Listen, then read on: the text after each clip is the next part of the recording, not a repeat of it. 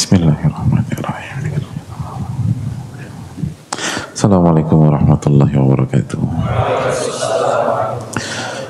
Bismillahirrahmanirrahim. Alhamdulillah hamdan katsiran thayyiban mubarakan fi.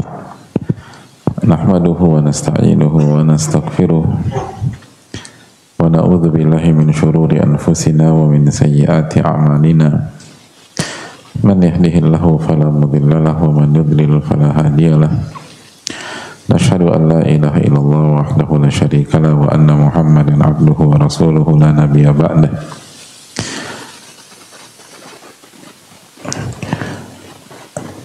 Ya ayyuhalladzina amanu taqullaha haqqa tuqatih wa la tamutunna illa wa antum muslimun. Ya ayyuhan nasu taqu rabbakum alladzi khalaqakum min nafsin wahidah wa khalaqa minha zawjaha wa batha minhuma rijalan katsiran wa nisaa'a wattaqullaha alladzi tasaaluna bihi wal arham innallaha kana 'alaikum raqiba. Ya ayyuhalladzina amanu taqullaha wa qulu qawlan sadida yuslih lakum a'malakum wa yaghfir lakum dhunubakum wa man yuti'illaha wa rasulahu faqad faza fawzan 'azima.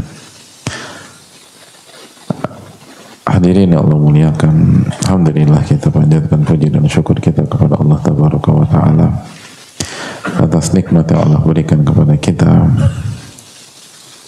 sehingga kita bisa kembali bertemu pada kesempatan kali ini dalam rangka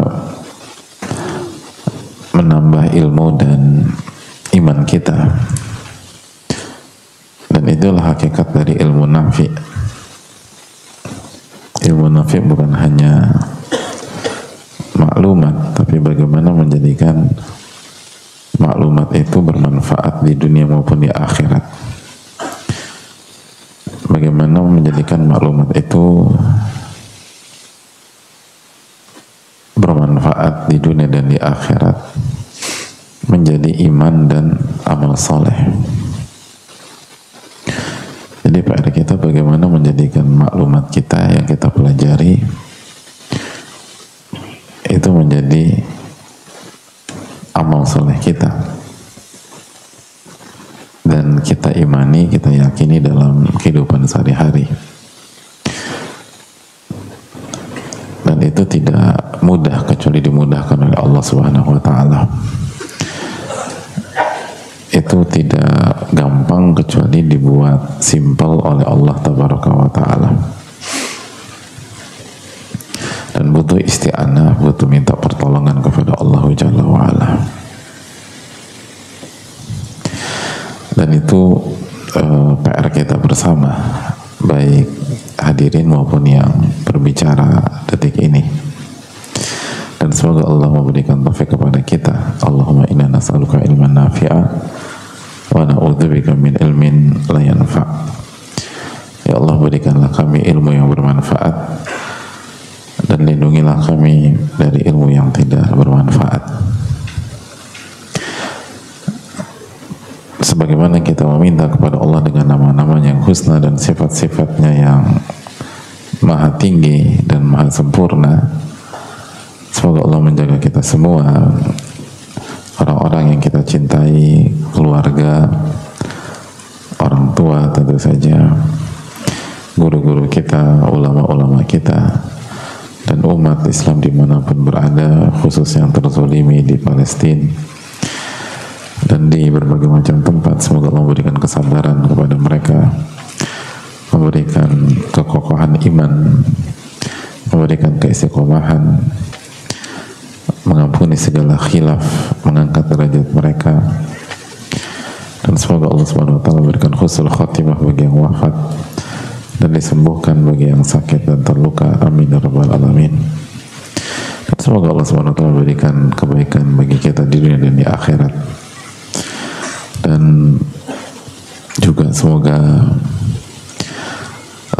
sore hari ini Allah berikan hujan yang penuh dengan berkah.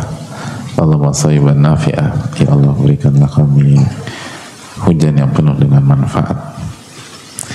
Dan semoga upaya kita untuk belajar di tengah-tengah guyuran hujan yang tentu saja effortnya menjadi lebih berat, lebih sulit, itu diganjar dengan kemahabijaksanaan Allah Subhanahu wa Ta'ala. Semoga pahala hadirin sekalian dilipat gandakan oleh Allah Tabaraka wa Ta'ala, sebagaimana kaidah inna idhamil jaza ma idhamil bala, sesungguhnya besarnya ganjaran itu tergantung besarnya ujian dan sulitnya cobaan atau sulitnya ibadah. Semakin sulit maka pahalanya semakin besar. Dan semoga kita mendapatkan hikmah dan mendapatkan pelajaran mahal dari setiap majelis yang kita hadiri. Amin ya rabbal alamin.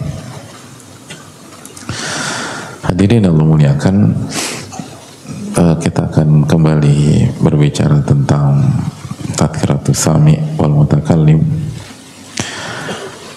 sebuah buku yang mengajarkan kita tentang beradab di hadapan ilmu, karena hidup itu tentang ilmu. Hadirin, Imam Ahmad pernah menyampaikan bahwa kebutuhan kita terhadap ilmu itu lebih besar daripada kebutuhan kita terhadap makan dan minum.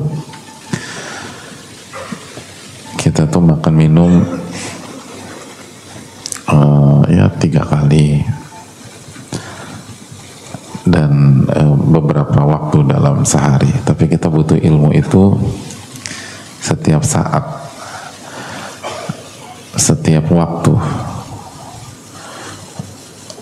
Nah, alangkah bermasalahnya ketika ilmu kita nggak bermanfaat. Nah, bagaimana menjadikan ilmu itu bermanfaat? Sebagaimana kita sudah bahas, solusinya adalah sebagaimana dijelaskan oleh Abdul Qasim, kita memberikan hak-hak ilmu, hak-hak ilmu. Karena kata beliau, mata arata an tashrufa bil ilmi, kapanpun Anda ingin mulia dengan ilmu dan berafiliasi ke ilmu dan menjadi ahli ilmu, sebelum engkau berikan hak-hak ilmu, maka cahaya ilmu itu terhalang ke diri Anda dan yang tersisa hanya casingnya saja.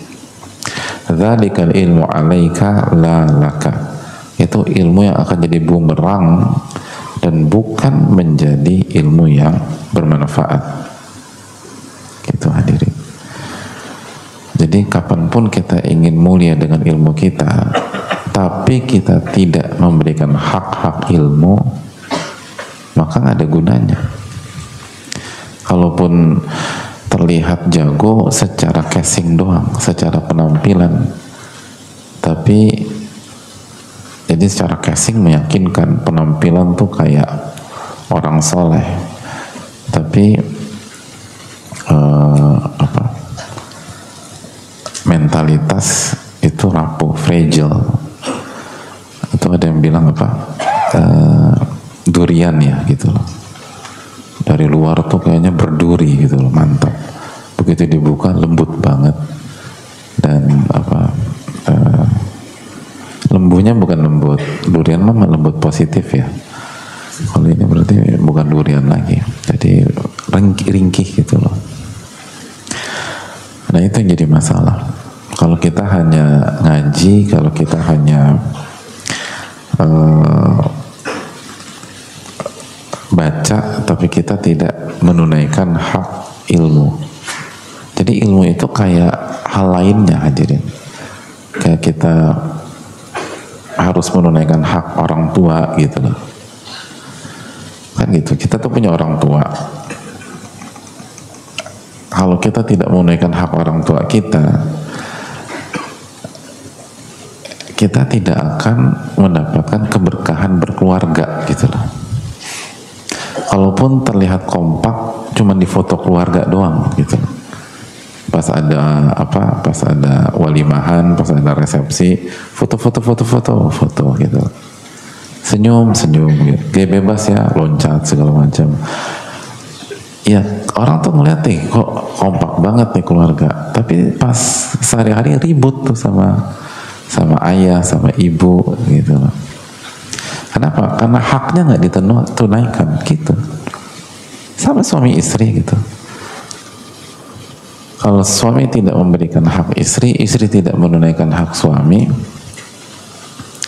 terlihat kompaknya itu pas di acara-acara publik aja hadirin. Tapi begitu di rumah tangga berantem. Jadi logika berpikirnya tuh sama gitu.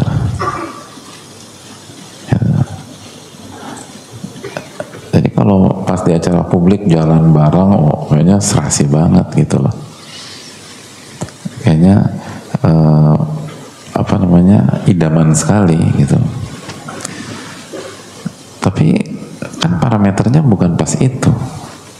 Tapi parameternya bagaimana mereka menjalani kehidupan sebagai suami dan sebagai istri. Nah itu tidak akan berjalan sampai masing-masing pihak punya prinsip, punya pola pikir menunaikan hak pasangannya gitu. Nah itu sama, kita hanya akan terlihat punya casing orang soleh, punya casing wanita soleha selama kita hanya mengandalkan maklumat atau hanya datang kajian pulang tanpa memenuhi haknya ilmu gitu. Nggak akan mungkin. Itu kata para ulama yang sudah menyelami samudra ilmu berpuluh-puluhan tahun dan belajar dari guru-guru yang bukan hanya senior tapi para mujtahid mutlak, level tertinggi dalam dunia ilmu. Itu mereka katakan, kapanpun Anda ingin mendapatkan keberkahan ilmu, keutamaan ilmu, sebelum menunaikan hak ilmu, jangan pernah bermimpi itu akan berhasil. Gak akan berhasil, kata para ulama. Gak akan berhasil. Dzalikal ilmu 'alaika la laka. Itu ilmu hanya jadi bumerang, tapi tidak bermanfaat sama sekali. Gitu hadirin. Ilmunya tuh gak akan berubah. Ilmunya tidak akan berubah, nggak akan membuat dia jadi semangat ibadah, membuat dia jadi khusyuk, membuat dia jadi bermanfaat, membuat dia jadi lebih baik, membuat dia lebih jadi tawadhu, tidak memperbaiki rumah tangganya dan lain sebagainya. Jadi itu yang perlu kita tanamkan bersama-sama dan semoga Allah memberikan kita taufik untuk itu. Nah dari sini kita jadi mengerti betapa pentingnya kita mengkaji karya-karya ulama yang membahas tentang hak-hak ilmu itu. Dan itulah prinsip yang disampaikan oleh para ulama, al-adab qoblal ilm, itu tuh. Adab dulu baru ilmu. Jadi maksud adab dulu baru ilmu adalah adabul ilm gitu. Jadi itu istilah yang spesifik, bukan yang diduga atau dipikirkan sebagian orang bahwa adab secara umum, bukan. Itu adab ilmu atau adab secara spesifik yang atau yang dimaksudkan adalah adab ilmu yang dikaji di dalam buku-buku khusus dalam masalah itu. Tapi kalau berhasil itu dampaknya luas. Jadi dampaknya bukan hanya di lingkungan ilmu saja, tapi di dalam setiap sendi kehidupannya. Kenapa? Karena tidak ada satupun sendi kehidupan kecuali kita menggunakan ilmu, gitu aja. Jadi walaupun yang dimaksud adab di sini adab ilmu spesifik di dalam buku, jadi yang kita buka tuh bukan buku-buku adab secara umum, bukan. Tapi yang harus kita buka adalah buku adabul ilm seperti Tadhkiratus Sami, Ta'lim Muta'allim, jami bainal ilmi wa fadli, atau hidayatul talibul ilm, dan lain-lain. Kalau Allah kasih taufik kepada kita sehingga kita bisa memahami dan mengamalkan, itu dampaknya bukan hanya di lingkungan kajian, tapi di setiap sendi-sendi kehidupan, di rumah tangga, di keluarga, di bisnis kita, di kehidupan sosial. Itu setiap hari 24/7 itu akan kepake.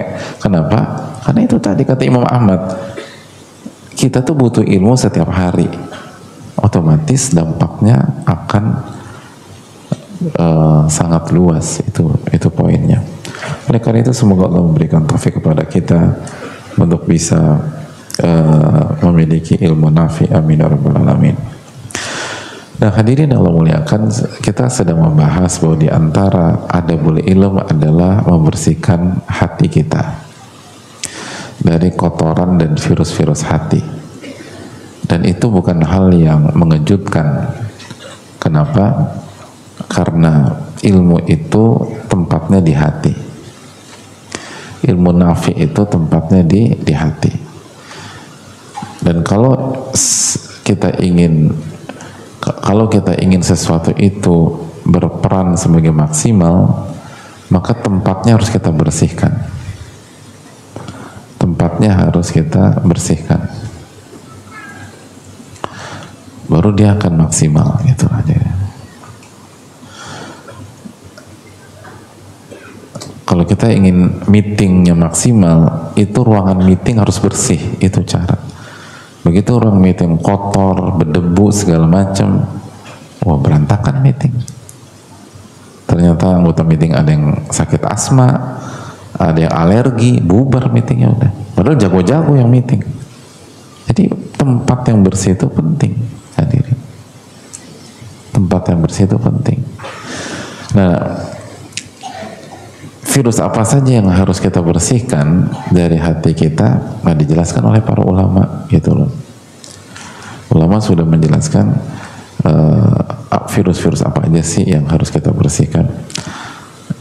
Dari awal al-ghil, gitu loh, al-hasad, hasad, gitu, al-baghi, kezoliman, marah bukan karena Allah, marah emosi itu harus dihilangkan, al-gish, mental curang itu nggak boleh, hadirin. Al-kibr, sombong, ar-riya, ingin dipuji orang dengan amal ibadah, al-ujub,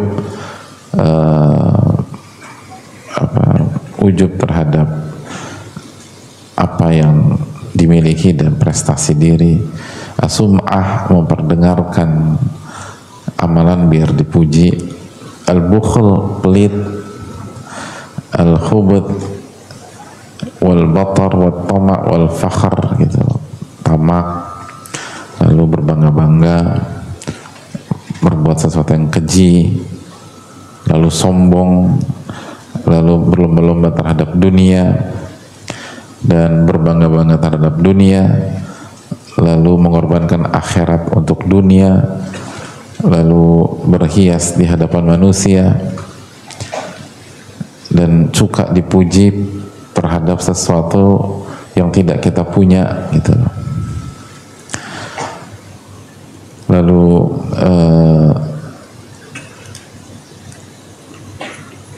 buta terhadap aib diri dan sibuk ngurusin aib orang, wal hamiyah wal asabiyah li ghairillah, fanatik bukan karena Allah, ar-raghbah wa rahbah, harap dan cemas. Lalu yang sedang kita bahas adalah ghibah. Ghibah, membicarakan aib orang di belakangnya, kalau dia dengar dia nggak suka, hadirin. Nah itu yang sedang kita bahas. Nah pada kesempatan kali ini kita membahas 10 tips untuk membersihkan diri dan hati dari ghibah. Gitu. Ada 10 tips dijelaskan oleh para ulama. Kita bahas singkat saja.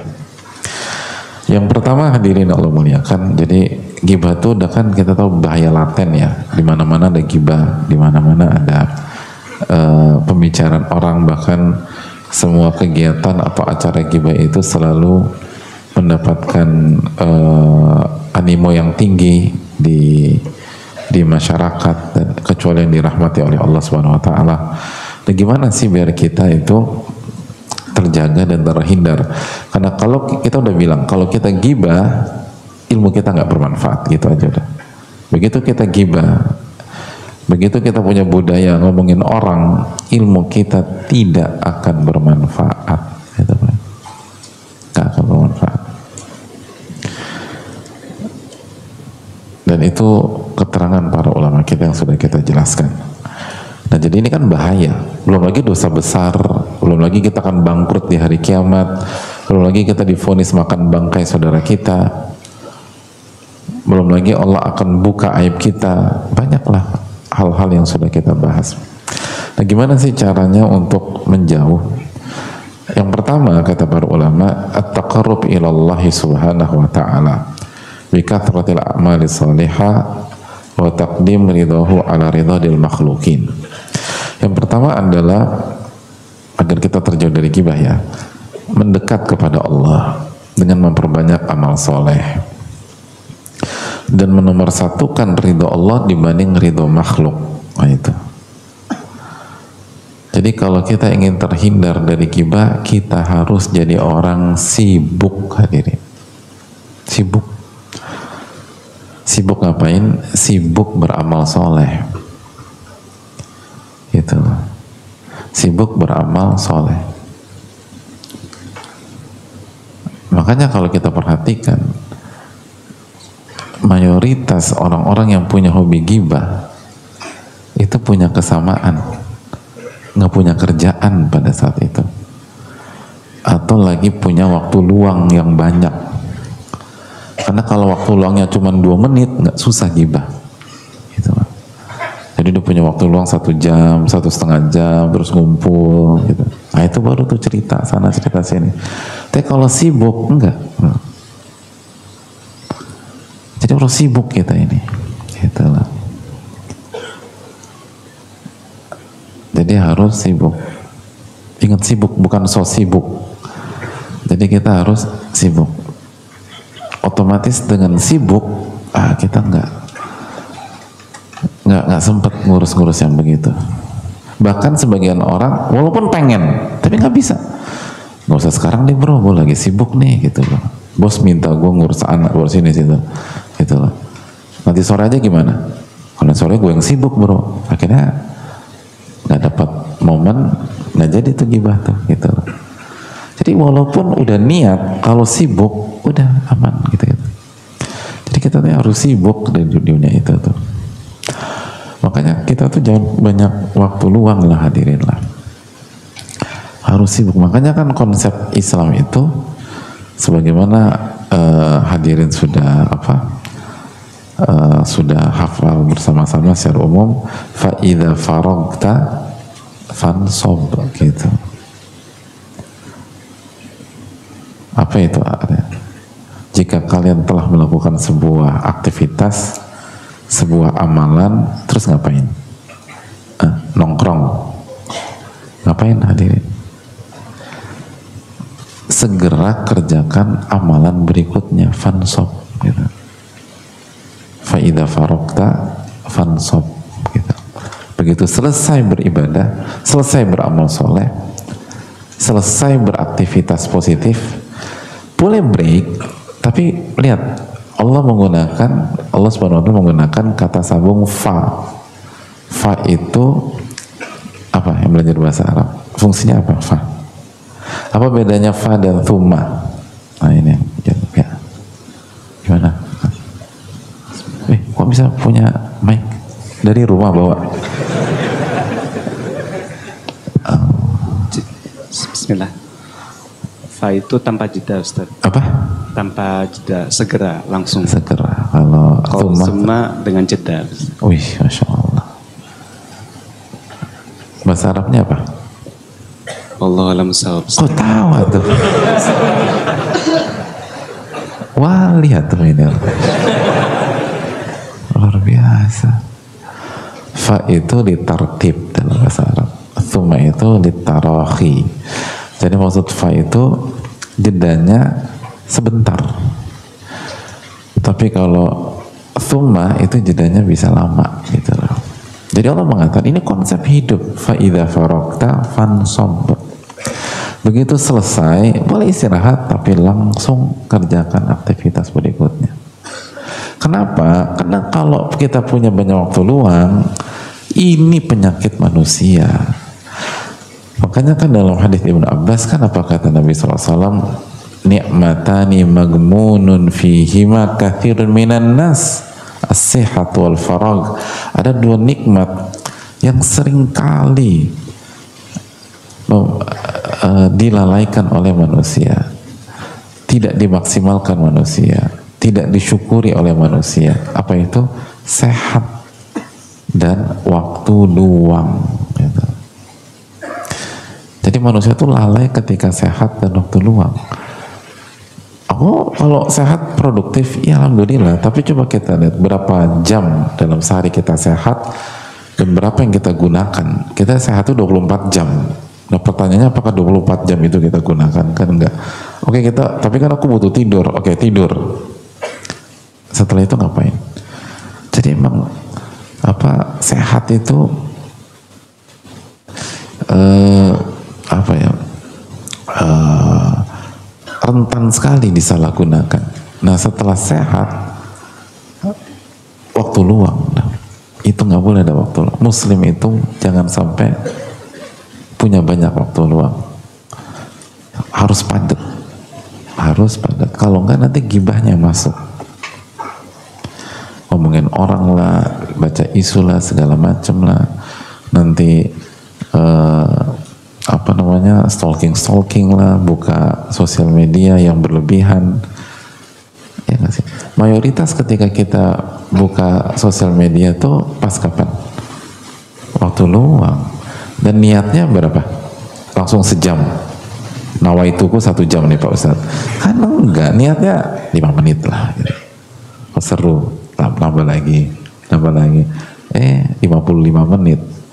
Terus masih tanggung terus sampai 2 jam di situ dan kita buang dan kita lihat, kita baca aib orang, kita baca ini segala macam bla bla bla. Selalu begitulah jebakan ininya.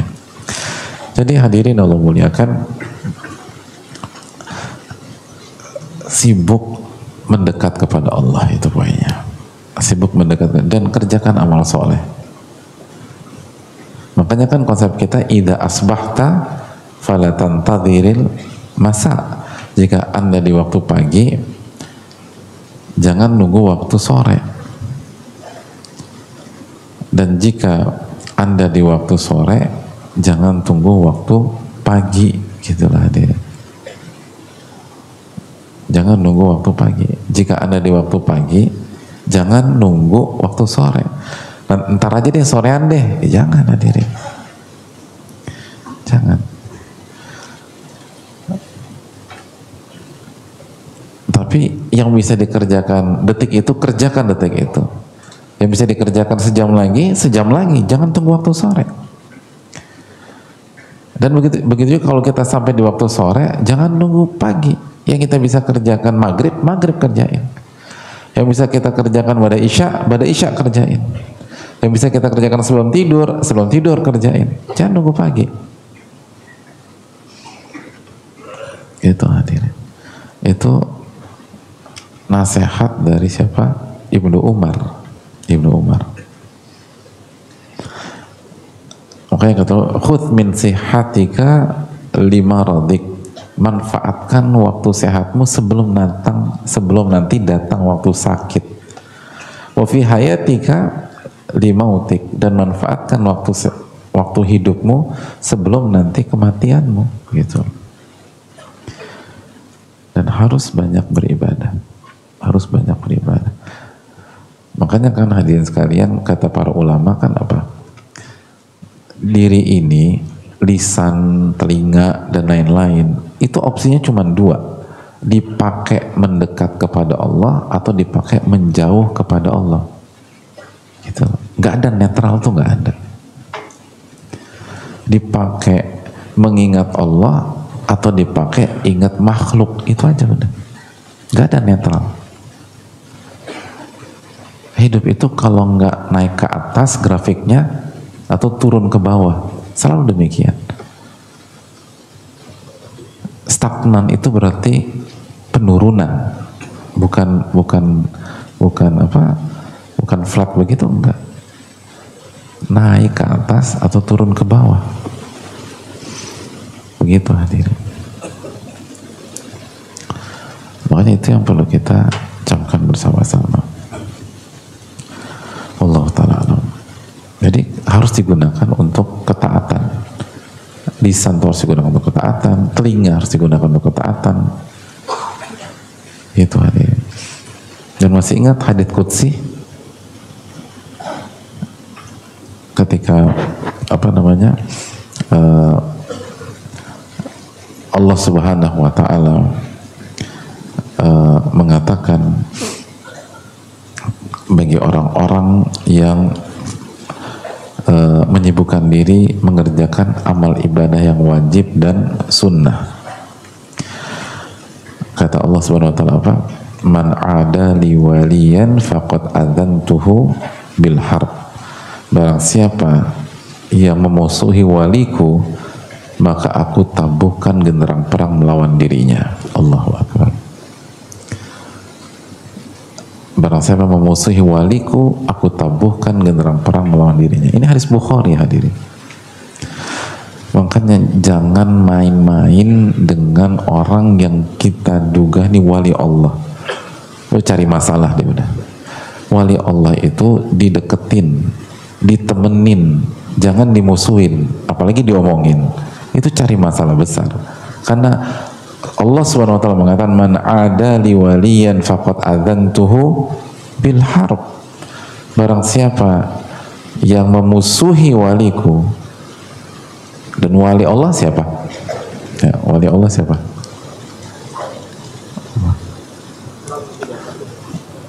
Sebutkan ayat dan suratnya. Bisa dong. Udah, kasih. Apa? Iya, jawab. Silakan. Surat apa tuh? Surat Yunus. Ayat berapa? Masih Cuman itu. ini. Lupa, Zat. Boleh Ayat. saya cek, Zat? Nggak boleh. Habis waktunya nanti. Lupa. Kok cuman Han? Mana yang lain?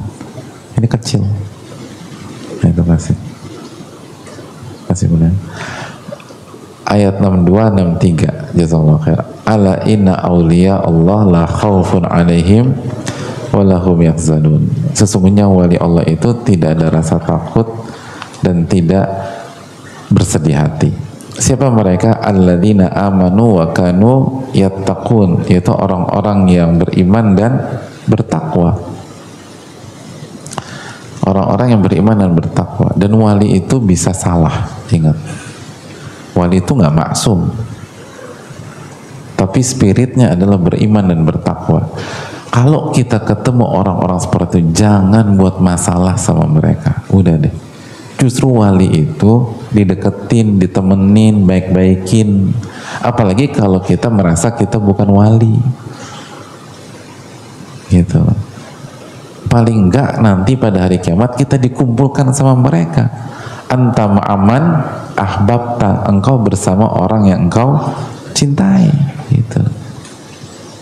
Jadi kesalahan fatal kita ngelihat orang soleh kesel, itu cari masalah. Karena kalau kita musuhin orang seperti itu, kita urusan sama Robnya dan Rob kita. Man ada li waliyan faqad adzantuhu bil harb. Lalu kita lanjutkan firman Allah Subhanahu wa taala dalam hadits qudsi ini. Wa ma taqarraba ilayya 'abdi bi syai'in ahabbu ilayya mimma aftaratu alaih. Dan tidak ada satupun amal soleh yang dikerjakan oleh hambaku dalam rangka bertakarub kepada diriku yang lebih aku cintai dibanding amal yang aku wajibkan. Jadi yang paling Allah cintai adalah amalan wajib. Wa ma yazalu 'abdi yataqarrabu ilayya bin nawafil hatta uhibbah. Dan hambaku ketika senantiasa beribadah kepadaku dengan amalan-amalan sunnah setelah yang wajib, dan itu dilakukan terus menerus, tidaklah itu dilakukan sampai aku atau pada akhirnya aku akan mencintai dia, hatta uhibbah. Aku akan cinta sama hamba yang hidupnya itu mengerjakan amalan wajib dan amalan sunnah. Nah, begitu Allah sudah cinta, apa yang terjadi? Ini penting, ini poin kita. Fa idza ahbabtuhu, dan apabila aku telah mencintai hambaku itu, kuntu sam'ahu alladhi yasma'u bih, aku akan menjaga pendengarannya yang dia gunakan untuk mendengar. Wa basarahu alladhi yubsiru bih, dan aku akan menjaga penglihatannya yang digunakan untuk melihat. Wa yadahu allati yabtishu biha, dan aku akan jaga tangannya yang dia gunakan untuk beraktivitas. Wa rijlahu allati yamshi biha, dan aku akan menjaga kakinya yang digunakan untuk melangkah. Itu hadirin. Jadi Allah akan jaga. Dan ghibah itu tidak bisa, kan mungkin ada yang nanya, Ustadz, ghibah kan bicara gitu loh, dan jempol, lisan dan jempol itu tidak akan berghibah kalau telinga dan mata baik, hadirin. Itu kaidah, nggak akan. Itu lisan dan jempol itu tidak akan bergibah, tidak akan melakukan hal buruk kalau telinga dan mata itu baik. Karena lisan, makanya hadirin,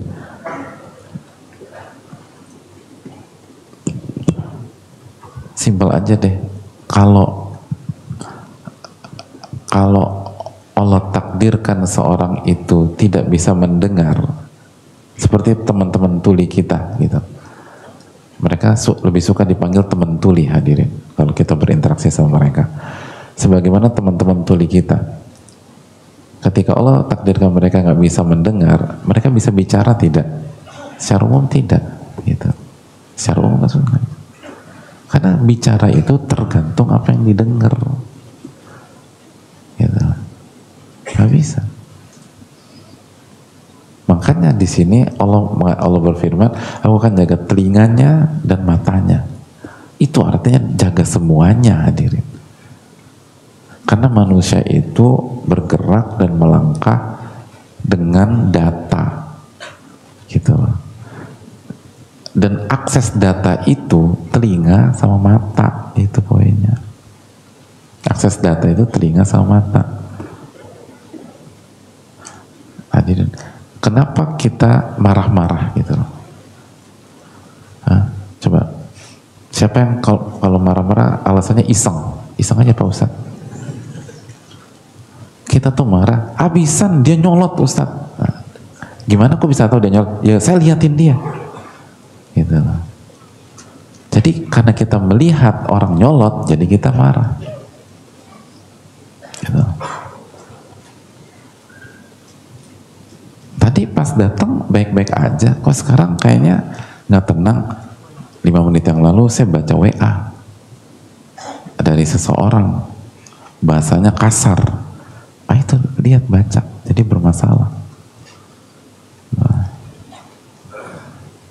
Mas sabar mas, saya emosi dengar ucapannya Pak Ustadz, gitu. Jadi mendengar dan melihat, itu poin. Nah, pertanyaannya simpel. Tadi kita, kapan Allah menjaga pendengaran dan penglihatan kita? Ketika kita sibuk mengerjakan amalan wajib dan amalan sunnah, itu poinnya, hadirin. Baru Allah akan jaga. Begitu Allah jaga pendengaran dan mata kita, lisan kita ini udah baik-baik aja udah omongannya, gitu. Allah ta'ala alam bisawab. Kita lanjutkan.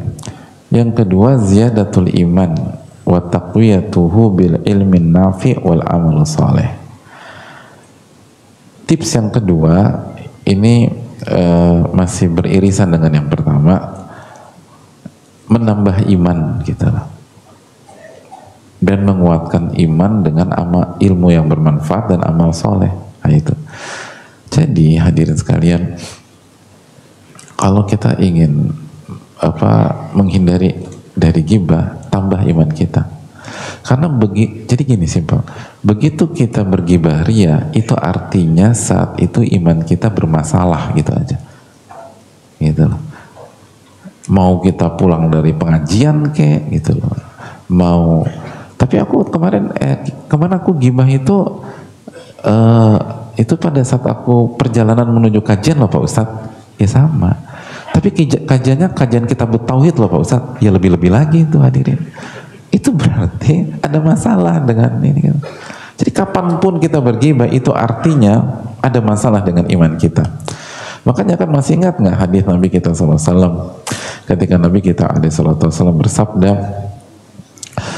dalam hadis Abu Dawud, ya ma'syara man amana bi lisanihi wa lam yadkhul imanu qalbah, wahai orang-orang yang baru beriman dengan lisannya dan imannya belum masuk ke dalam hatinya, la taktabul muslimin, jangan pernah menggibahi umat Islam, jangan pernah gibahin orang, wala tatabba'u auratihim, dan jangan cari-cari kesalahan orang. Itu jadi orang yang bergibah dan mencari kesalahan orang itu berarti imannya bagus atau bermasalah?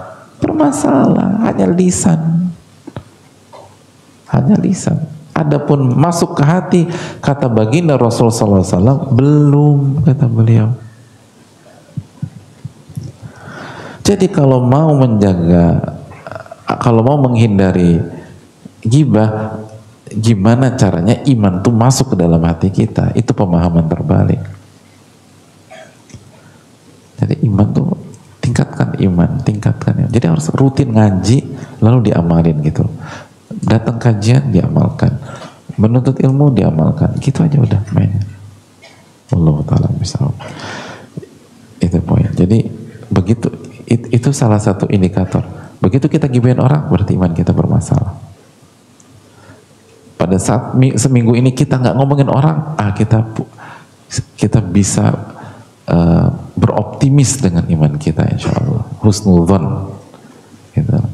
1 bulan ini aku nggak gibahin orang, alhamdulillah. Semoga itu indikasi iman kita baik kualitasnya. Yang ketiga, hadir, an yashtagilal insanu bil bahti an uyubihi wa yakuffa an uyubil akharin wa tatabbu'iha. Kita punya tips menjauh dari ghibah adalah punya hobi ngurusin aib sendiri dan tidak mengurusi aib orang kecuali dalam rangka islah mereka, gitu. Dan gak suka cari-cari kesalahan orang, itu prinsip. Jadi orang yang terbebas dari ghibah itu orang yang hidupnya sibuk ngurusin aib sendiri, hidupnya sibuk evaluasi diri, hidupnya sibuk muhasabah diri, hidupnya sibuk introspeksi diri, hidupnya sibuk bercermin. Nah ini makanya ini ibu-ibu, masya Allah, ibu-ibu kan suka bawa kaca kemana-mana, itu bagus tuh. Nah yang dilihat jangan hanya muka bagian depan ibu-ibu, tapi hati juga harus dilihat ini. Sedikit-dikit introspeksi, sedikit-dikit bercermin. Nah itu, hasibu anfusakum qabla an tuhasabu, kata Umar bin Khattab. Evaluasilah diri Anda sebelum Anda dievaluasi sama Allah. Jadi makanya kan tadi hadisnya, hadis Abu Dawud tadi, wahai orang-orang yang baru beriman dengan lisannya dan iman itu belum masuk ke dalam hatinya, jangan gibahi umat Islam dan jangan cari-cari kesalahan mereka. Jadi salah satu karakter yang kita punya adalah sibuk ngurusin aib pribadi dan tidak tidak sibuk ngurusin aib orang. Nah itu. Makanya zikir pagi atau zikir pagi petang kita senantiasa baca sayyidul istighfar. Apa yang kita baca sayyidul istighfar? Abu'u laka bi ni'matika alayya wa abu'u bi dhanbi. Itu. Aku akui semua nikmat yang engkau berikan ya Allah, dan aku akui segala kesalahan dan dosa-dosaku. Itu kunci. Kata para ulama, muslim itu hidupnya fokus kedua hal itu. Fokus menghitung dan merenungkan nikmat-nikmat Allah, dan fokus mengevaluasi aib-aib pribadi. Itu muslim. Itu hidupnya. Kalau ada kebaikan, itu dari Allah. Kalau ada masalah, dari diri saya. Saya evaluasi dari diri saya. Selalu begitu. Itu yang membuat kita akan berkembang, akan improve, akan terus berkualitas. Adapun omongin orang, gak akan pernah berhasil. Gak akan pernah berhasil. Gitu loh. Jangankan ahli akhirat atau ahli ilmu hadirin kan suka baca biografi orang-orang sukses ahli dunia gitu ya. Ada nggak dari orang-orang sukses itu mengatakan kunci sukses saya karena saya sibuk ngurusin aib orang? Gak ada orang begitu tuh. Sampai ahli dunia aja ngerti ini tuh mentalitas para pecundang, bukan orang berhasil. Orang berhasil itu fokus pada nikmat Allah, lalu fokus pada kesalahan sendiri. Udah maghrib, kita lanjutkan. Bismillah ta'ala wa sallallahu alaihi wasallam ala Muhammad wa ala alihi wasallam ajma'in. Assalamualaikum warahmatullahi wabarakatuh. Assalamualaikum warahmatullahi wabarakatuh. Bismillah, alhamdulillah, wassalatu wassalamu ala rasulillah ba'd.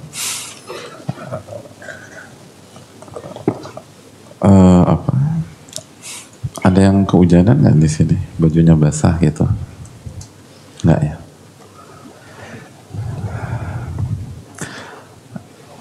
Akhwat ada. Kalau ada ikhwan maupun akhwat yang bajunya basah kehujanan, bisa hubungi panitia biar dapat baju kering. Karena bisa memudaratkan kan basah-basah. Jadi saya berharap bagi yang bajunya basah bisa hubungi panitia. Dan ini harapan loh, saya berharap gitu. Dan itu hadiah dari saya. Jadi bisa tolong sampaikan panitia, terus bisa diindikan dengan pakaian yang kering.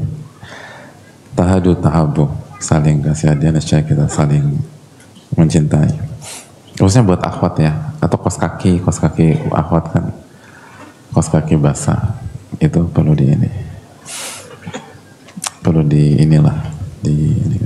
dan tolong panitia direspon bagi yang pakainya basah, atau khususnya bagi akhwat yang kos kakinya basah. Baik. Jazakallahu khairan. Kita lanjutkan hadirin sekalian. Bismillah, alhamdulillah, wassalatu wassalamu ala rasulillah wa ba'd.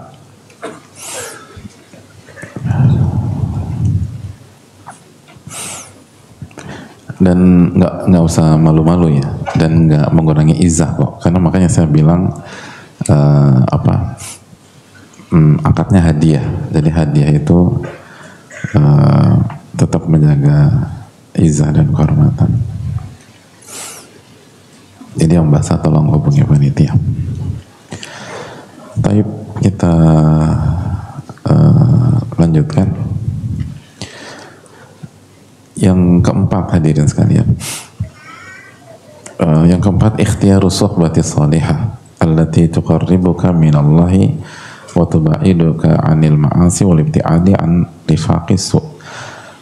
Agar kita tidak bergibah ria itu kita harus cari sahabat dan lingkungan yang soleh dan solehah. Kita harus cari sahabat dan lingkungan yang soleh dan solehah.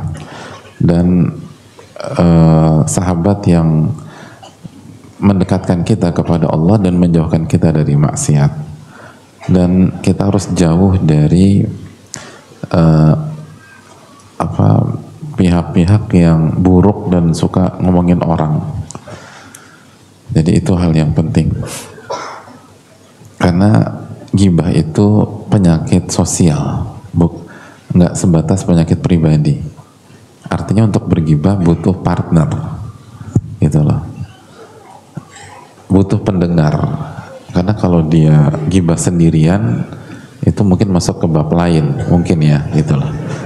Jadi kalau dia ngomong sendiri gitu-gitu kan, itu kemungkinan masuk ke pasal lain. Karena ghibah itu butuh pembicara dan pendengar. Maka kalau kita pendengar, cari pembicara yang soleh, biar telinga kita steril. Kalau kita pembicara, cari pendengar yang soleh dan soleha. Karena setelah kita bicara, biasanya ada feedback, ada respon, dan semua bisa berjalan sesuai dengan koridor. Jadi itu hal penting. Dan ulama mengatakan almar'u ibnu bi'atihi. Seseorang itu anak dari lingkungan. Lingkungan itu membentuk, sangat membentuk. Makanya kan Nabi SAW menganalogikan mathalu al-jalisi sholih was-saw kahamil miski wa nafikhil kir. Perumpamaan orang sahabat, teman duduk, teman nongkrong yang baik dan yang buruk seperti bergaul sama tukang minyak wangi dan pandai besi. Kalau gaul sama orang yang punya toko parfum, terus kita main ke sana, opsinya opsi yang pertama, Anda mendapatkan minyak wangi, dapat hadiah gratis, atau dapat hadiah, atau Anda beli, atau nggak dikasih, nggak beli, tapi main ke sana tuh aroma sudah wangi, apalagi kalau ada tester lagi lengah, semprot, gitu. Tapi kalau tester nggak usah ngumpet-ngumpet ya, tester kan untuk dipakai, jadi enak gitu loh. Tapi kalau bergaul sama pandai besi, kemungkinannya dua, kata Nabi SAW, kena percikan apinya lalu bolong baju kita, atau tajid min hurihan khabitha, atau kena bau apaknya, Oleh karena itu, ini ilustrasi yang dalam, yang artinya teman duduk, teman nongkrong, teman dekat itu punya pengaruh yang besar, punya pengaruh yang sangat besar. Dan sekali lagi ini ilustrasi gitu. Jadi yang punya pekerjaan sebagai pandai besi jangan terpukul. Karena diriwayatkan ada ibu-ibu ketika dengar kajian ini lalu datang ke ustadznya dengan wajah yang pucat, lalu mengatakan, Pak Ustadz, suami saya itu pandai besi, apa saya minta cerai aja? Ya janganlah, ini tuh ilustrasi, kok ditelan mentah-mentah.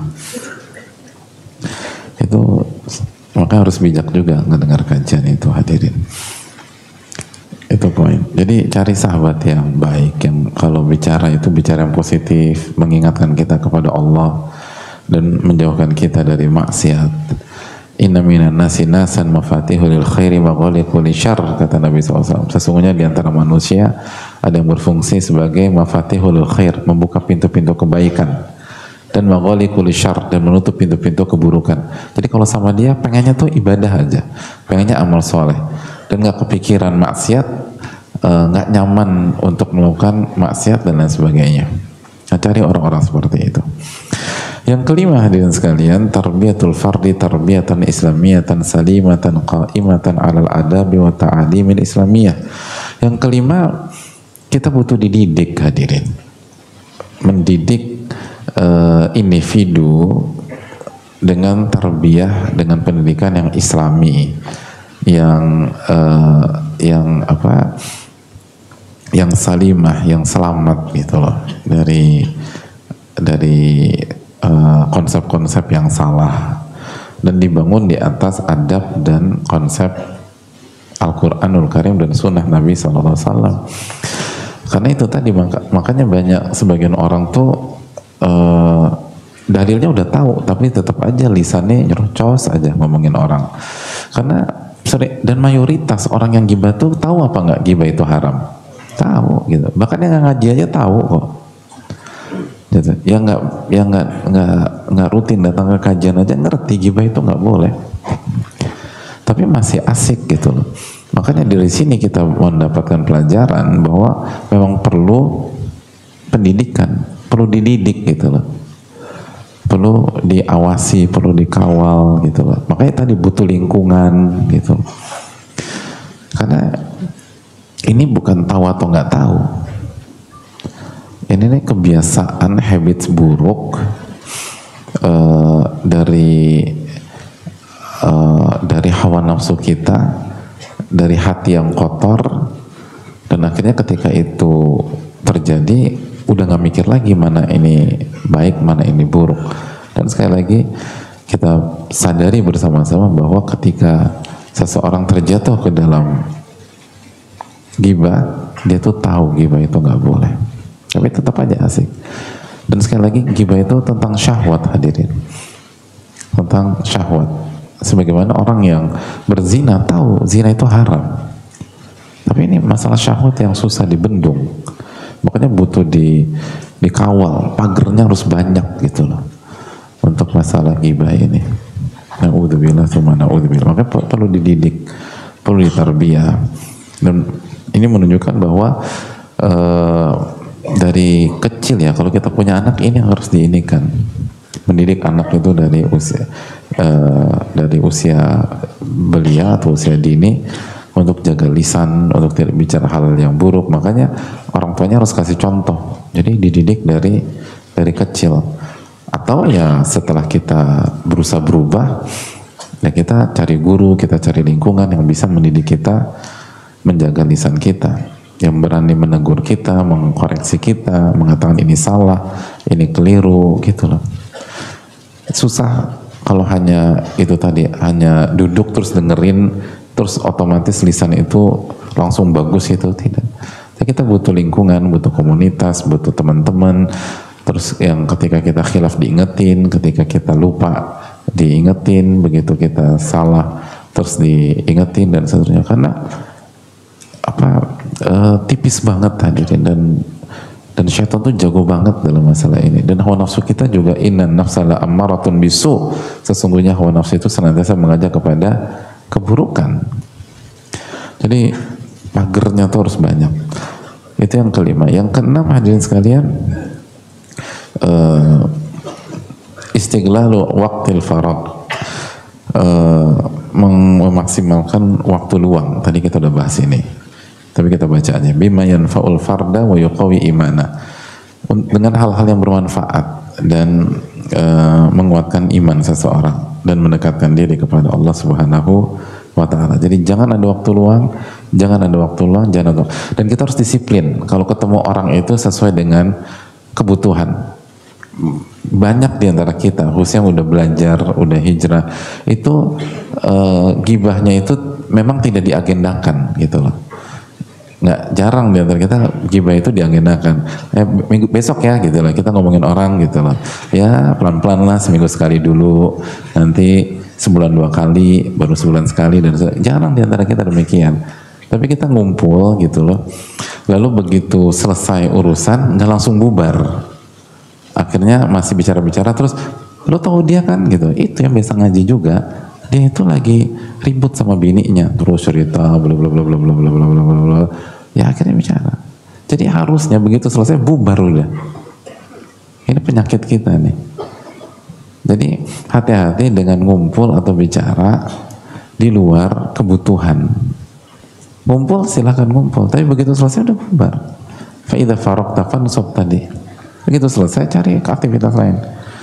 Kecuali kalau kita ada kegiatan positif lainnya, tapi jangan ngalor ngidul gitu loh. Jangan ngalor ngidul. Dan masih banyak hal yang belum kita bahas gitu. Masih banyak hal yang belum kita bahas. Dan juga yang perlu diingatkan suami istri gitu. Terus istrinya cerita tentang teman-temannya, lalu suaminya cerita tentang, dan nggak ada, bukan cari solusi juga, cuma cerita aja gitu.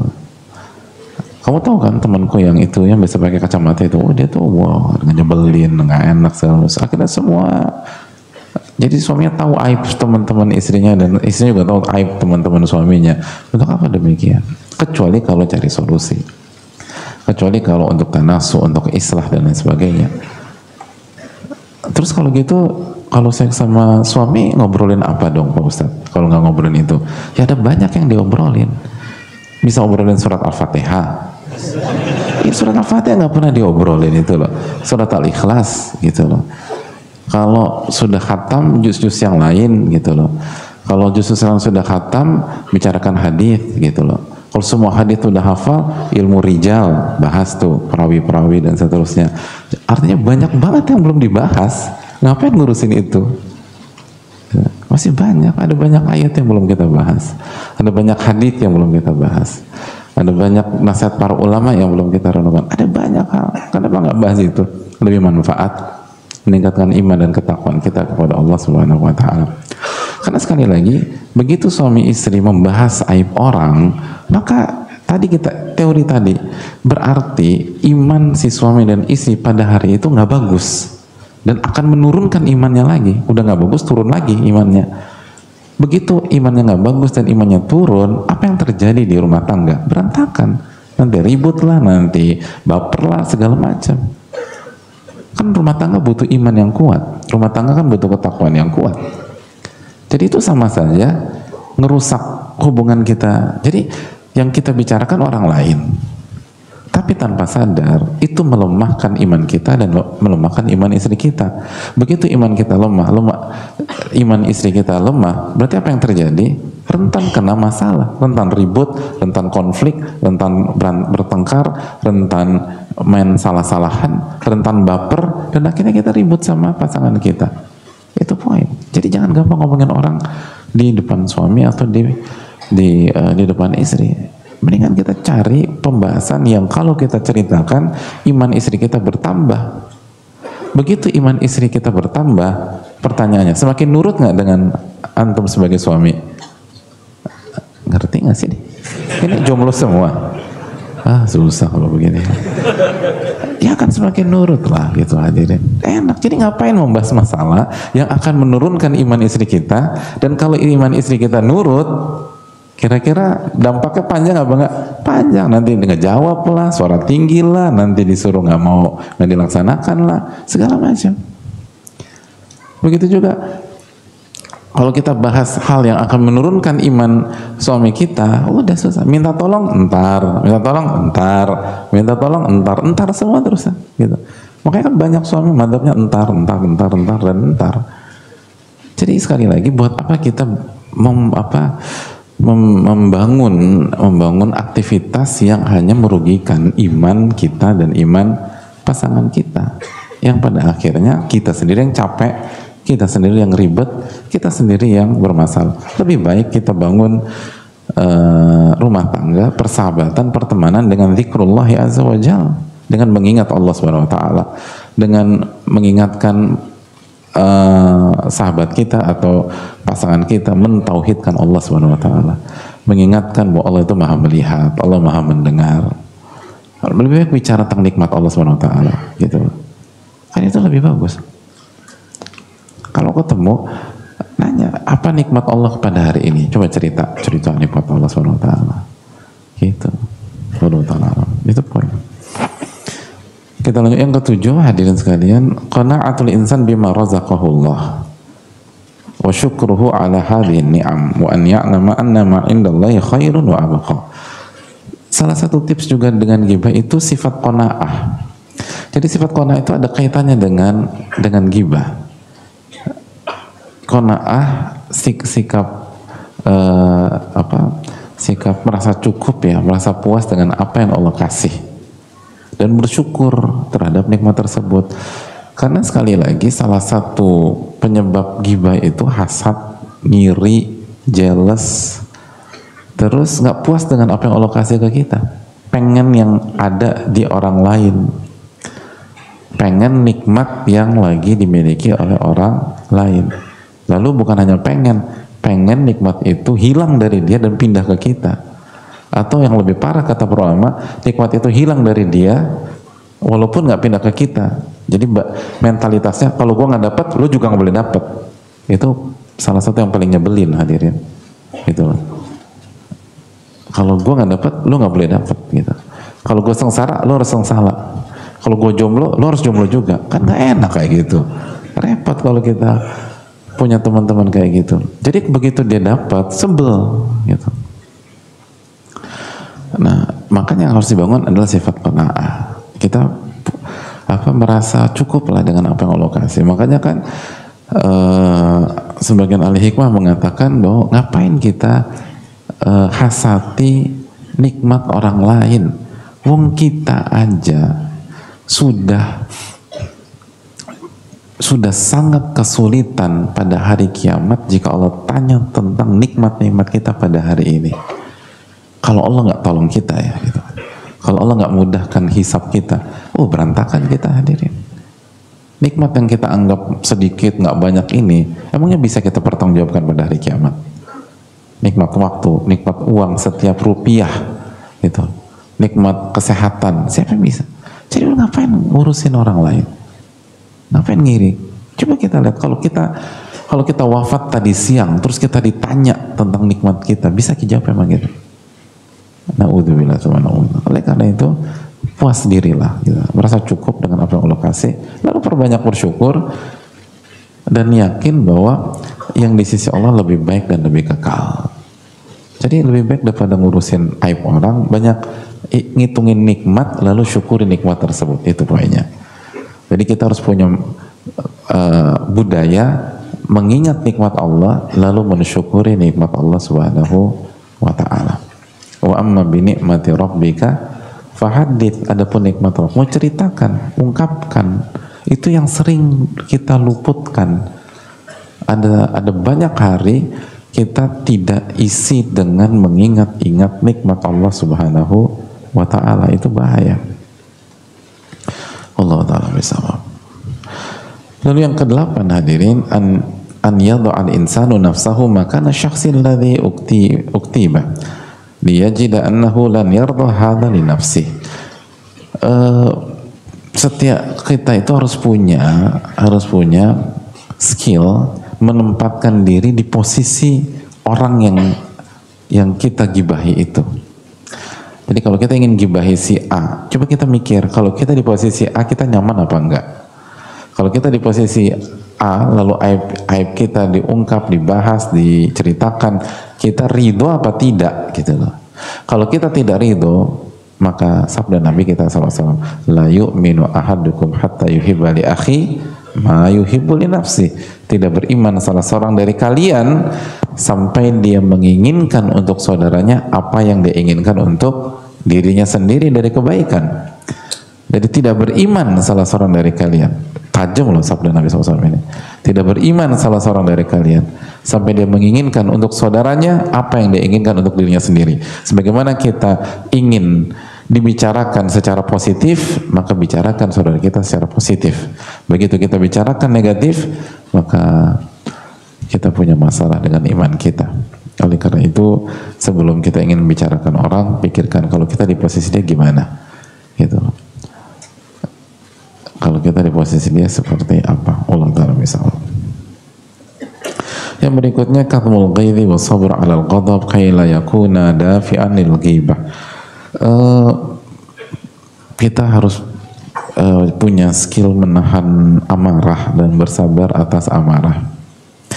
Karena salah satu penyebab utama ghibah itu marah sama orang, kesel, kecewa gitu loh. Kalau lagi mesra mah jaga gitu. Kalau lagi baik sama kalau lagi hubungannya solid, harmonis sama sahabat kita, kita bela gitu. Lo jangan ngomong buruk tentang sahabat gua gitu. Tapi begitu marah, gua mau cerita sama lo gitu. Akhirnya dibuka semua.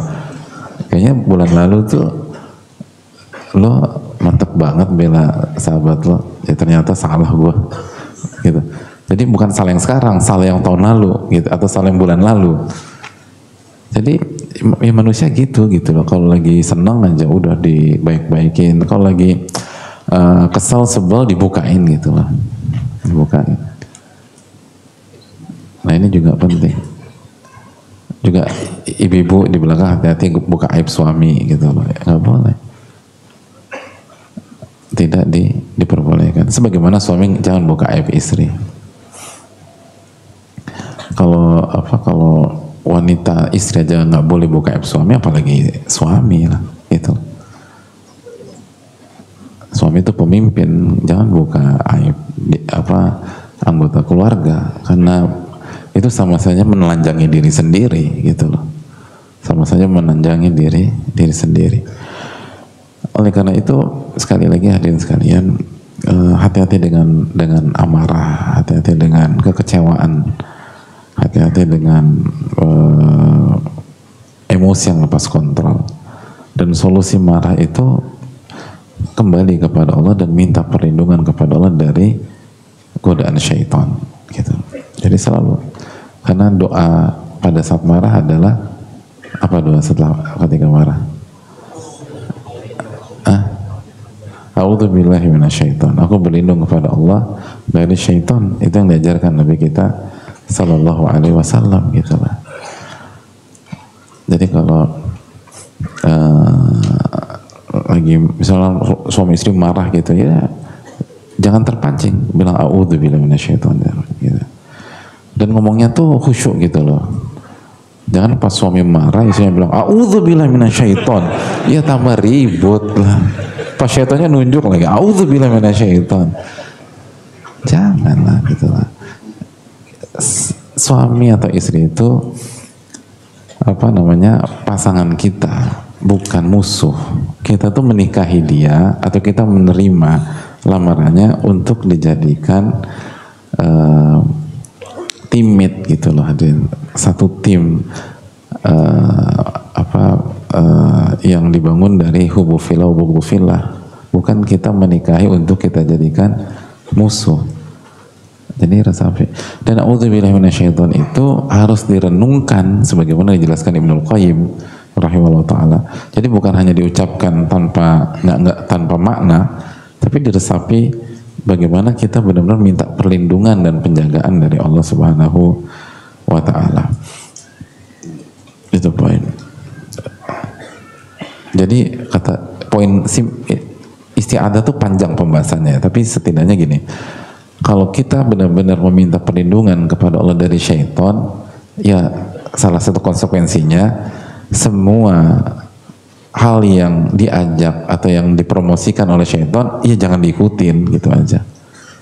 Namanya juga minta perlindungan, jangan dekat-dekat sama syaitan. Dan wala tattabi'u khutuwati syaitan, jangan ikuti langkah demi langkah syaitan. Dan yang terakhir, yang ke-10, ibti'ad an kulli ma yu'addi bihi ilal ghibah, menjauh dari semua hal yang mengarah pada ghibah, menjauh. Jadi kalau kita lihat gelagatnya arah majelis ini udah ke ngomongin orang, nah stop, cut, atau kita yang pamitan nggak ikutan. Jadi semua yang mengarah kepada ghibah jangan diikutin, jangan diikuti,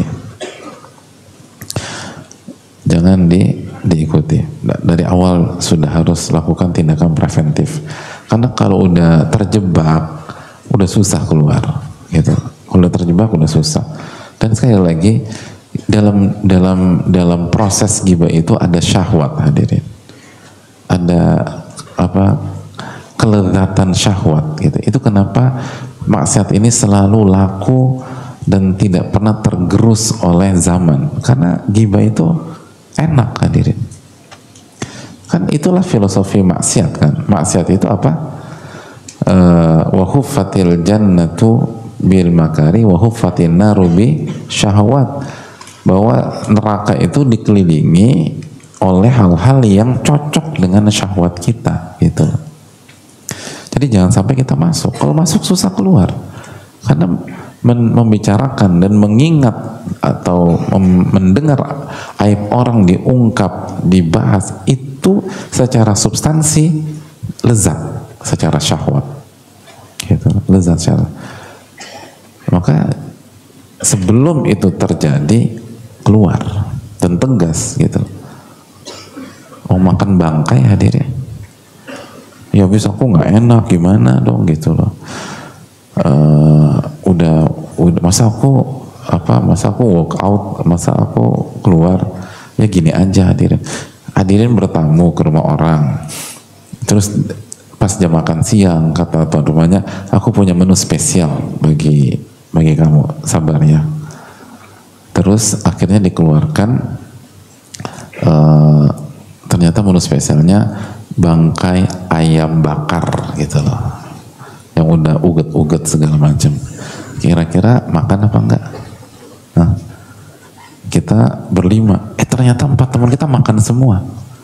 Kira-kira kita makan nggak? Karena nggak enak. Habisnya nggak enak sih, yang lain pada makan. Ya enggak lah gitu.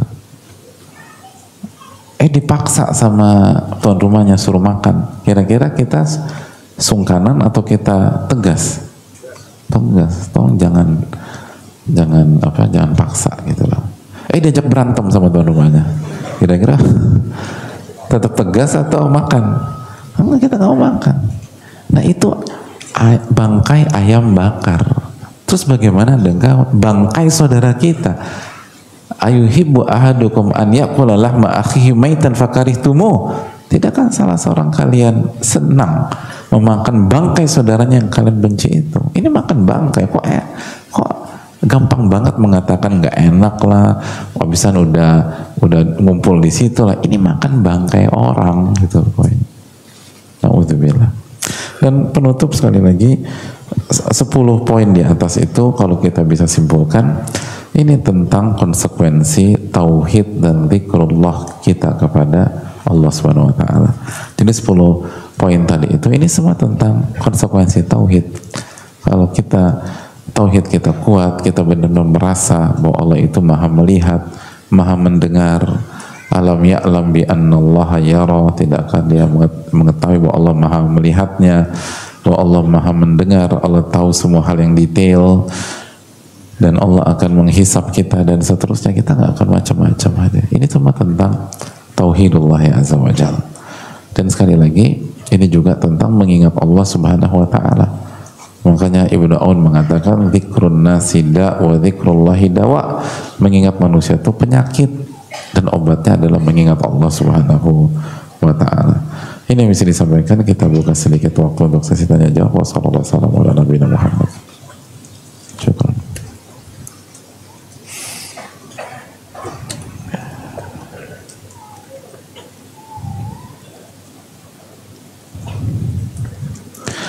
Assalamualaikum warahmatullahi wabarakatuh. Semoga Allah selalu merahmati kita semua dengan kebaikan-kebaikan. Amin ya rabbal alamin. Ustaz, saya ingin bertanya, akhir-akhir ini ada sesuatu yang sedang trending topik di tempat kerja saya. Hampir seluruh pekerja, begitupun saya sering sekali membicarakan permasalahan itu tanpa ada orang yang bersangkutan di tempat. Setelah saya mengetahui ilmu tentang ghibah ini, apakah sebaiknya saya minta maaf kepada orang yang sudah bicarakan agar hati saya lebih plong dan bisa mereset diri saya, mereset apa sih? Agar menjadi yang lebih baik. Jazakallahu khair Ustaz wa iyyakum. Hadirin Allah muliakan, apakah kita harus minta maaf kepada korban ghibah kita? Jawabannya diperinci kata para ulama. Kalau dia tahu, jelas harus minta maaf. Harus minta. Kalau dia tahu harus minta maaf. Bahkan sebagian ulama mengatakan seperti Syekh Ibnu Utsaimin rahimahullah, kalau dia minta kompensasi, kasih kompensasi. Saya nggak maafin kecuali 1 juta. Kasih 1 juta. Karena lebih baik selesai dengan 1 juta daripada selesai hari kiamat. Makanya masalah hak orang tuh ribet hadirin. Jangan gampang dengan ghibah. Ini hak orang. Hak orang tuh, aduh, capek kita gitu. Ini hal yang perlu kita camkan. Manusia itu zuluman jahula gitu. Dia merasa, manusia itu merasa dirugikan sedikit aja, dia akan panjangin masalah itu. Kecuali yang dirahmati oleh Allah. Apalagi kalau ini masalah kehormatan, masalah pembunuhan karakter dan dijelek-jelekan, bisa panjang. Itu poin. Poin yang kedua, kalau dia nggak tahu, lalu dengan kita minta maaf, justru akan buat masalah baru, maka sebagian ulama mengatakan tidak perlu minta maaf. namun kita doakan beliau dan putihkan nama beliau atau sebutkan kebaikan-kebaikan beliau di majelis-majelis gibah kita. Jadi misalnya di Jakarta kita punya 4 majelis gibah gitu. Satu di Jakarta Barat, Jakarta Selatan, Jakarta Pusat, Jakarta Timur. Dan orang itu udah habis sudah di 4 cabang itu. Nah sekarang putihkanlah, kita sebutkan kebaikan orang tersebut gitu, dan doakan orang tersebut. Karena apa? Karena kalau kita minta maaf atau sampaikan, itu rentan timbul masalah baru. Makanya nggak gampang orang memaafkan masalah kehormatan. Ini kehormatan loh. Mau maaf ya Mbak gitu loh. Sebenarnya aku yang bicarakan Mbak selama 23 tahun ini. Wah banyak banget, ngamuk nih orang gitu loh. Padahal awalnya bestie nih gitu loh. Kamu tuh tega, kamu tuh menggunting dalam lipatan, kamu itu asap dalam sekam, semua pelajaran bahasa Indonesia keluar udah. Jadi apa namanya, jangan nggak efektif. Padahal taubat itu adalah sebuah solusi. Maka kalau ada salah satu sisi dari proses pertobatan justru menimbulkan masalah, ulama mengatakan itu di skip dan cari solusi lain. Allah Ta'ala alam.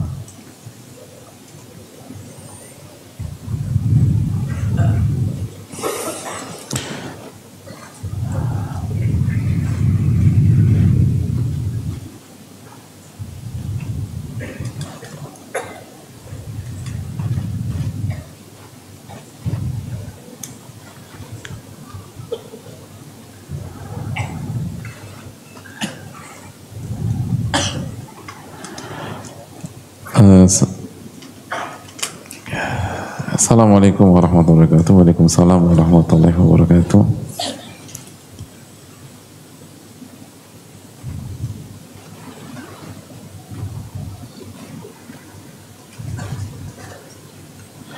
Semoga Allah merahmati Imam Al-Alama Ibnu Jamaah, para ulama. Semoga Allah merahmati, menjaga Ustadz, keluarga, tim, dan kaum muslimin. Amin ya rabbal alamin. Ustadz, saya memiliki teman yang bercerita mengenai dirinya dialami pelecehan seksual oleh teman yang sudah mengaji juga. Ini laki-laki dengan laki-laki, dan orang tersebut mengalami trauma yang besar. Baiknya apa yang kita lakukan karena kita kenal teman yang melakukan pelecehan tersebut? Apa kita diam dan tutup aibnya saja, dan bagaimana mensupport agar teman kita yang mengalami pelecehan itu kembali bersemangat? Mohon sarannya, jazakallahu barakallahu fikum. Alhamdulillah afana min mubtalahu bihi wa faddalana ala katsiri min khalaqa tafdila. Yang pertama, hadirin Allah muliakan, hendaknya kita itu hendaknya kita memiliki wisdom dalam hidup. Wisdom itu penting. Makanya Nabi SAW bersabda, innamal ilmu bita'allum wa innamal hilmu bitahallum. Ilmu itu didapatkan dengan belajar, dan al-hilm, kematangan, kebijaksanaan, wisdom itu didapatkan dengan dilatih dan diasah. Jadi Nabi SAW menggabungkan antara ilmu dan kebijaksanaan, ilmu dan kematangan, ilmu dan wisdom. Itu sangat penting. Nah, poin yang berikutnya, di antara wisdom yang harus dimiliki adalah kita harus waspada, hati-hati, tapi bukan suudzon sama siapapun, kecuali ada bukti ya. Jadi jangan polos gitu loh dalam hidup, lalu menganggap semuanya baik, dan hidup itu kehidupannya tuh utopia yang nggak ada celah, yang semuanya perfect dan lain sebagainya. Enggak lah. Hidup tuh nggak demikian gitu loh. Hidup itu dunia itu kata para ulama darul mihan. Dunia itu adalah tempatnya ujian. Dunia darul bala. Dunia itu tempatnya bencana dan musibah. Dan manusia dijelaskan oleh Allah Subhanahu wa taala yang menciptakannya, innahu kana dzaluman jahula. Manusia itu secara umum banyak melakukan kezaliman dan bodoh gitu loh. Oleh karena itu, hadirin sekalian, tetap husnudzon dengan semua pihak tapi tidak ceroboh, tidak gampang, dan tetap hati-hati. Sebagai contoh gitu loh, misalnya di lingkungan kajian atau lingkungan hijrah, ini yang perlu kita camkan. Gini loh teman jamaah sekalian, ketika seseorang berhijrah di usia 35 tahun misalnya, usia 35 tahun, cara bacanya gimana sih? Salah satu cara baca orang yang berhijrah atau bertaubat atau berhijrah di usia 35 tahun adalah, diantara cara bacanya nih, bahwa dia punya PR untuk merubah pola hidupnya yang sudah mengakar selama 35 tahun. Itu cara bacanya. Jadi dia punya PR untuk merubah habitsnya, behaviornya, polanya, pattern hidup itu yang sudah ada pada dirinya selama 35 tahun. Kalau dia hijrah 30 tahun ya 30 tahun, dia hijrah 40 tahun ya 40 tahun. Nah pertanyaannya simpel, apakah semudah membalikkan telapak tangan? Enggak.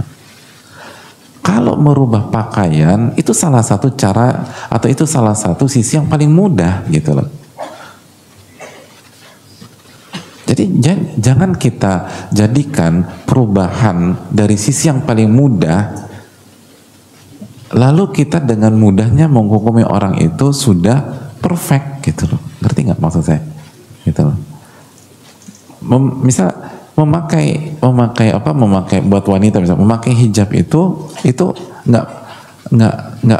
nggak mudah. Tapi dibanding merubah kebiasaan dan pola dan segala macam, itu bisa dikategori salah satu yang lebih mudah dari penampilan. Dibanding kebiasaan atau pola atau sikap atau karakter, itu susah.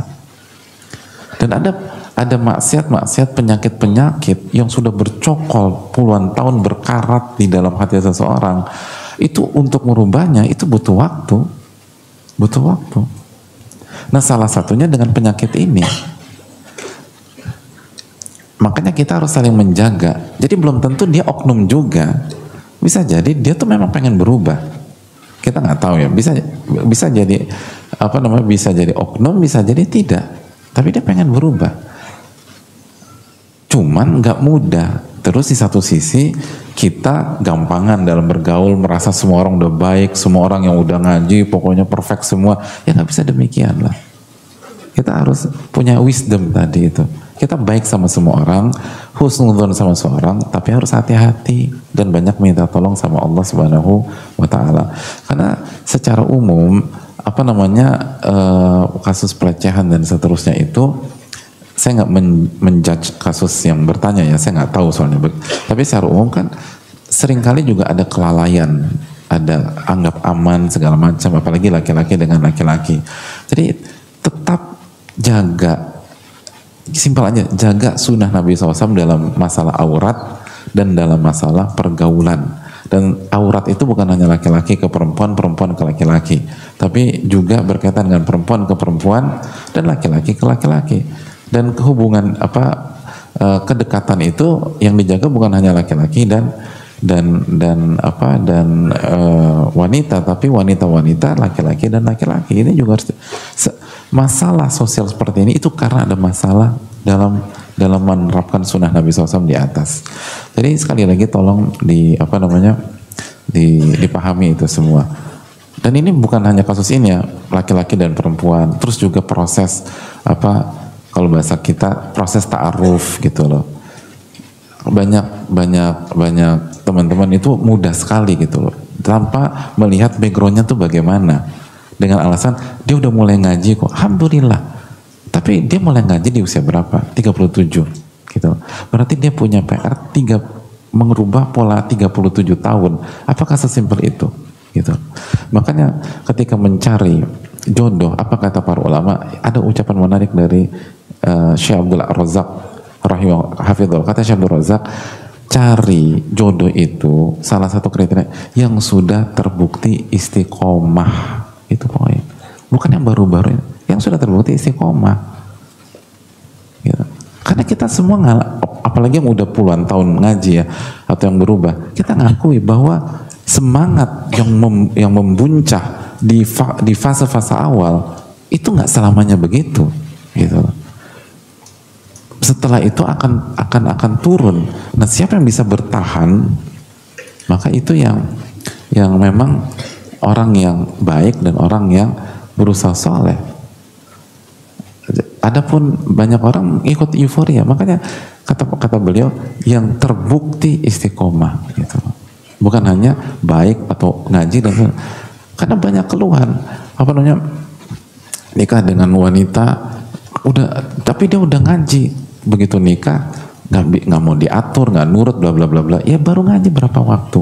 Atau suaminya, alhamdulillah suami calon aku ini udah mulai ikut ngaji, alhamdulillah. Tapi bukankah butuh waktu pembuktian gitu? Ini kan nggak simpel. Begitu juga dengan bisnis di antara kita. Jangan mentang-mentang ini udah bisnis aja, terus sudah ratusan juta, miliaran. Sabar, ini siapa gitu? Kita nggak suudzon sama siapapun, tapi buktikan dulu track recordnya. Ingat, butuh wisdom dalam kehidupan. Dan terakhir, kalau pelakunya tersebut gitu bisa melakukan ke korban-korban yang lain, maka solusinya nggak cukup dengan menutup aib, tapi solusinya harus ditindaklanjuti. Karena kalau didiamkan, maka akan banyak korban-korban lagi. Itu poin. Makanya di dalam ilmu fikih, apabila keluarga korban memaafkan, tapi hakim syar'i melihat kalau pelaku ini dilepas karena dimaafkan oleh keluarga korban, dia bisa mencari korban-korban yang berikutnya, maka hakim nggak boleh lepaskan pelaku seperti itu jika kesalahannya berkaitan dengan hak orang. Jadi kesalahannya berkaitan dengan hak orang, lalu korbannya memaafkan, atau wali udam atau keluarga korban memaafkan, tetap hakim nggak boleh melepas. Kenapa? Karena kalau dilepas, dampaknya ke sosial semakin parah, besar. Itu lagi pentingnya wisdom gitu. Jangan udah dimaafkan, kita harus iya, ini orang akan nyerang lain. Yang ditutup adalah kalau maksiatnya untuk diri dia sendiri, itu tutup gitu. Tapi kalau dia nyerang ini, dia akan, dan korban berat, dan kita harus support korban-korban pelecehan seksual, dan support mereka, dan kasih pendampingan, dan ingatkan mereka kepada Allah Subhanahu Wa Taala, dan yakinlah kalau Allah berkehendak, apapun bisa diselesaikan. Dan Allah yang maha berkuasa atas segala sesuatu. Allah ala kulli syai'in qadir. Apa susahnya Allah menyembuhkan trauma di dalam diri korban tersebut. Kembalilah kepada Allah tabaraka wa ta'ala. Ini yang bisa disampaikan, semoga bermanfaat. Wa sallallahu alaihi Muhammad subhanaka la ilaha illa anta astaghfiruka wa atubu ilaik. Assalamualaikum warahmatullahi wabarakatuh. Syukran.